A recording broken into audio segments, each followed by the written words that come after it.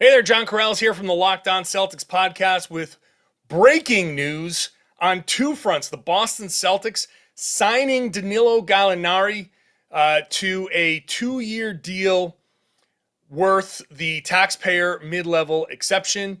And on top of that, the bigger news, trading for Malcolm Brogdon, the Celtics sending Daniel Theis, Aaron Nesmith, a few other players to make this fit. Malik fits, ironically enough.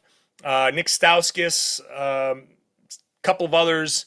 First round pick, the 2023 first round pick, once again extendable. The scenario that I actually laid out, the Daniel Theis plus a bench guy plus a first round pick to get a better player actually panned out. The Celtics getting Malcolm Brogdon, a few other contracts there to get up to his $22 million.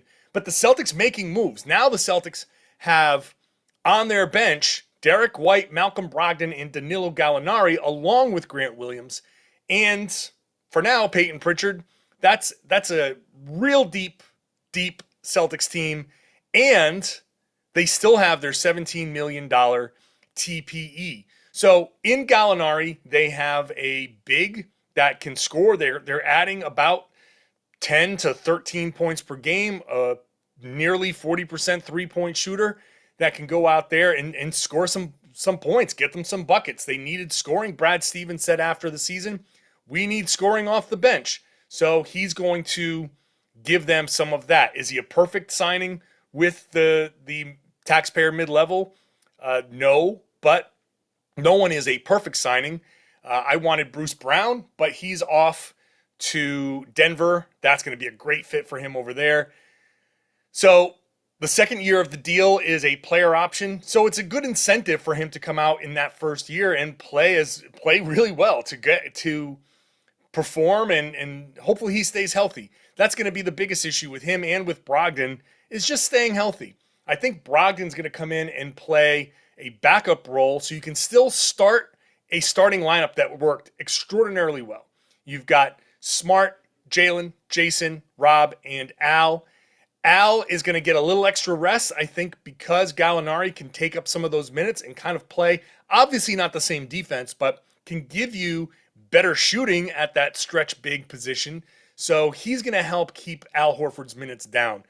Then you bring Brogdon in as your backup point guard, and I think Derek White shifts back to his off-ball role, which he was successful with in San Antonio. You get him off the ball a little bit more. You can play him and Brogdon together. You can throw Brogdon, Smart, and White together if you go small. That's a lineup that'll work. I don't think that impacts a lot of what the Celtics have been doing. Their starting five has been successful. This move for Malcolm Brogdon, I think, accentuates that. And you bring Brogdon in to come off the bench and give them better playmaking, to reduce some of the turnovers, to give them, and maybe in the clutch, if you say, well, you want Marcus Smart on the floor, but you want somebody else handling the ball down the stretch, great. This is a win-win situation. You have Marcus Smart as a tenacious defender out there leading the charge, and you put the ball in Brogdon's hands, and you have Smart kind of playing off the ball some.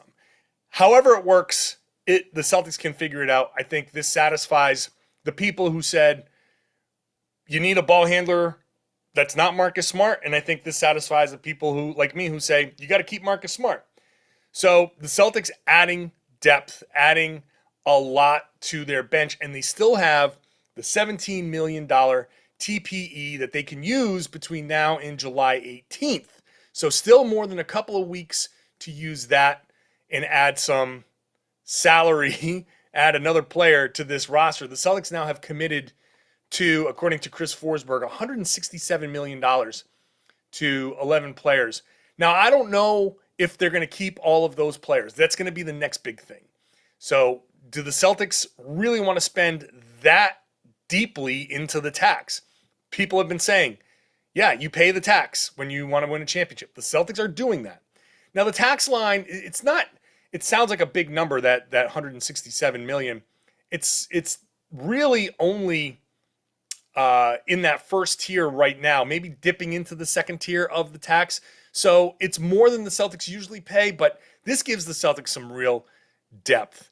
I'm going to record with Tom Westerholm a much deeper reaction podcast. This is just to get the first bit of information out there, first little bit of analysis.